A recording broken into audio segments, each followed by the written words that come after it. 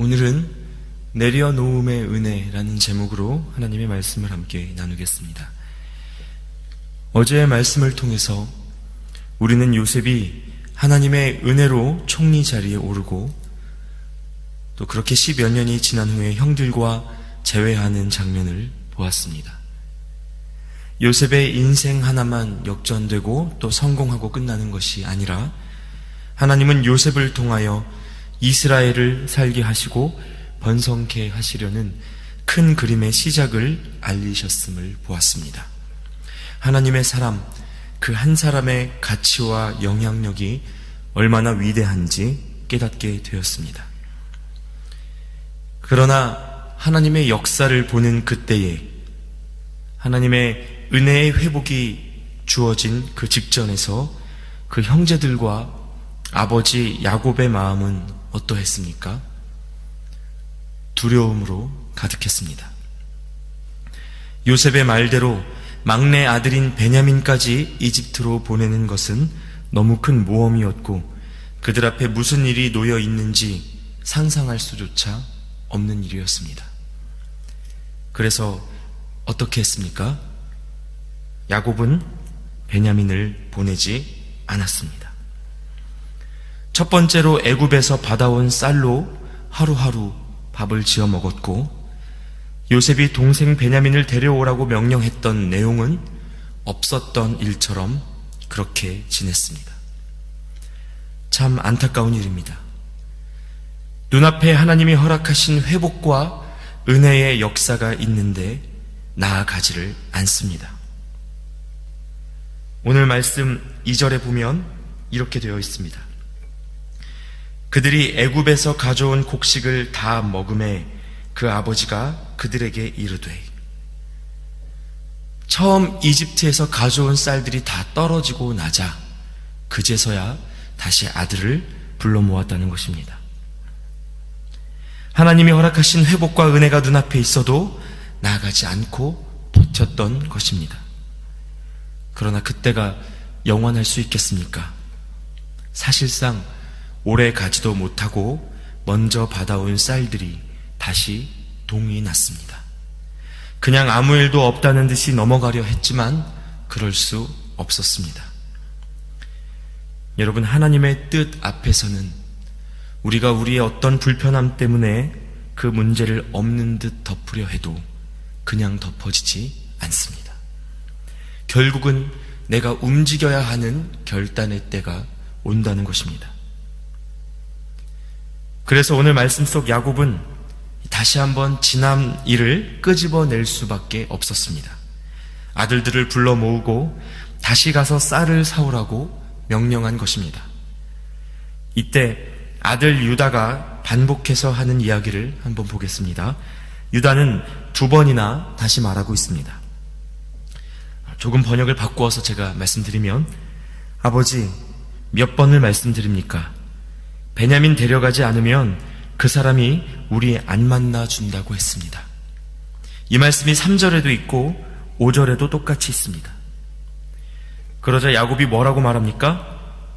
그러니까 왜 동생 베냐민이 있다는 이야기를 굳이 했느냐, 이렇게 아들을 원망합니다. 이때 유다가 또 대답합니다. 묻는데 어떻게 없다고 하겠습니까? 데려오라고 할 줄을 우리가 어떻게 알았겠습니까? 아빠가 베냐민만 보내줬어도 벌써 2번은 갔다 왔을 겁니다. 이렇게 대답하고 있습니다. 마치 없던 일처럼 덮고 살려고 하다가 결국 한계에 다다라서 쌀이 다시 동이 나서 다시 일을 끄집어내자 어떻게 되었습니까? 그들 마음 안에 숨겨져 있던 두려움도 다시 떠올랐습니다. 아버지 야곱과 요셉의 형들이 다시 이렇게 두려움 속에서 다투고 있는 모습을 오늘 말씀은 보여줍니다. 서로가 서로를 탓하고 있습니다. 여러분, 앞서 말씀드린 바와 같이 하나님은 야곱의 가족 안에 아주 선한 일을 예비해 주셨습니다. 요셉을 먼저 보내셨고 큰 회복을 준비해 두셨습니다. 그러나 오늘 야곱과 그 아들들은 두려운 마음을 붙잡고 서로를 탓하며 다투고 있습니다. 근본적인 이유가 어디에 있겠습니까? 여러분, 사실상 야곱의 마음 안에 편애가 끝나지 않았습니다. 지금 유다와 야곱이 다투고 있는 동안 시므온이 어디에 있는지 여러분 기억하십니까? 현재 시므온은 애굽의 감옥 안에 인질로 잡혀있는 중입니다. 창세기 42장 24절 말씀에 요셉이 그들 중에서 시므온을 끌어내어 그들의 눈앞에서 결박하고 라고 되어 있습니다. 즉 베냐민을 데려올 때까지 인질로 잡아둔 것이 시므온이라는 것입니다. 그런데 야곱의 관심은 그 시므온에게 있지 않았습니다. 베냐민을 보내기 싫어서 시므온을 꺼내올 생각조차 하지 않고 있습니다. 편애 때문에 요셉을 잃었던 야곱은 여전히 베냐민을 편애하고 있습니다. 여러분, 사람이 참 쉽게 바뀌지를 않습니다. 편애 때문에 요셉을 잃었고 또 그 때문에 시작된 갈등을 오랜 시간 경험해 왔음에도 불구하고 야곱은 여전히 자기 것을, 자기가 가장 사랑하는 그것을 품에 쥔 채 놓지 못하고 있습니다. 알다시피 야곱은 태어날 때 형 에서의 발 뒤꿈치를 잡고 나왔고 결국 장자의 축복권을 빼앗았으며 사랑하는 여인 라헬을 얻기 위해 20년을 외삼촌의 집에서 희생한 인물이었습니다. 원하는 것이 있으면 자기 것이라 생각되면 끝까지 놓지 않는 그런 사람이었습니다. 그러나 여러분, 내 것을 놓지 못하면 하나님의 역사를 눈앞에 두고도 경험하지 못하는 법입니다. 야곱이 눈앞에 와 있는 하나님의 역사를 경험하지 못하고 있던 이유가 무엇인가? 두려움과 집착 때문이었습니다. 자기가 사랑하는 것을 잃을까봐 힘을 주고 조마조마 붙들고 있는 인생, 내가 다른 것은 다 놓쳐도 이것만은 놓칠 수 없다라고 붙들고 있는 인생, 그 인생의 중심에는 두려움과 집착이 있습니다. 그리고 이 마음으로는 하나님의 역사를 볼 수 없다는 것입니다. 여러분 기억하십시오.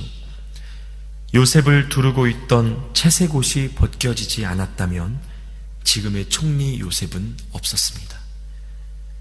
아브라함이 하나뿐인 아들 이삭을 향해 칼을 들지 않았다면 지금 믿음의 조상은 없었습니다.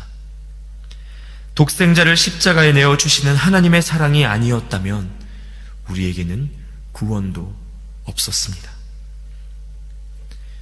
한편 야곱에게도 결국 마음의 결정을 내릴 때가 왔습니다.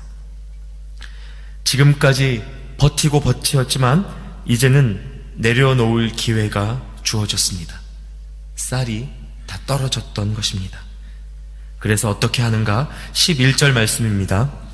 너희는 이 땅의 아름다운 소산을 그릇에 담아가지고 내려가서 그 사람에게 예물로 드릴지니 라고 되어 있습니다.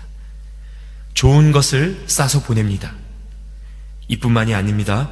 지난번 형들의 자루에 그대로 들어있던 돈도 다시 챙겨서 2배의 돈을 가져가게 했습니다. 그리고 결국 야곱이 사랑하고 사랑하는 막내 아들, 끝까지 포기하지 못했던 그 아들 베냐민도 함께 보내기로 결정합니다. 여러분, 야곱에게 어떤 마음의 변화가 있던 것일까요? 14절 말씀에 핵심적인 이유가 있습니다. 야곱은 이렇게 고백합니다. 전능하신 하나님께서 그 사람 앞에서 너희에게 은혜를 베푸사. 야곱은 하나님을 의지하기로 결정한 것입니다. 그동안 애굽에서 가져온 쌀에 의지해서 몇 날 며칠을 살아왔습니다.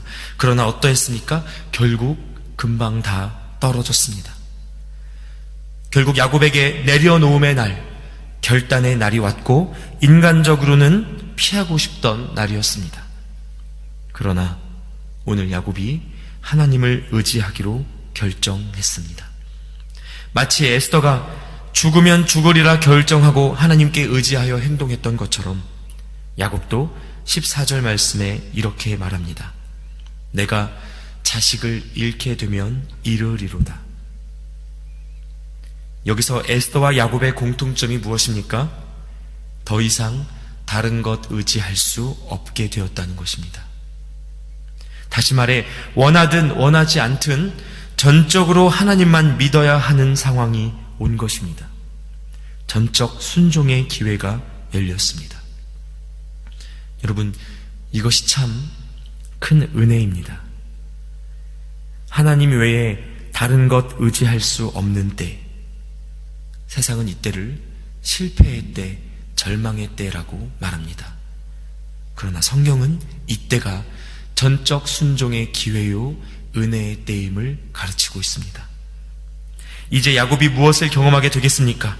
아직 말씀은 다 가르쳐주지 않지만 하나님은 야곱이 그렇게 보내고 싶지 않았던 베냐민은 물론이거니와 다른 모든 가족까지 살려주실 생명의 길을 준비해 두고 계셨습니다.